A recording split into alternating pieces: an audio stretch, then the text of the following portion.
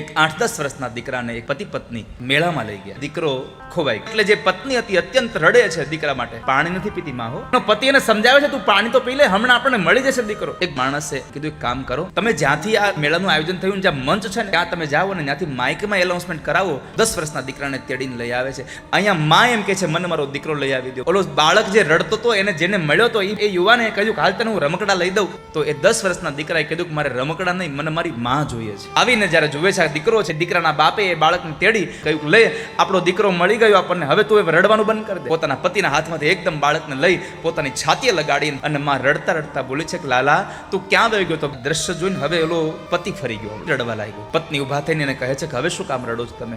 દીકરો મળી ગયો, સારું થયું. તારી દશા જોઈને મને રડવું એટલે આવે છે કે એક 10 વર્ષનો દીકરો તારાથી 8-10 કલાક જુદો થયો તો તું આટલું રડી. મારી માએ મને 30 વર્ષનો કર્યો છે, તે આ 10 વર્ષથી નોખો કર્યો, મારી માં કેમ જીવતી હશે મારા વગર?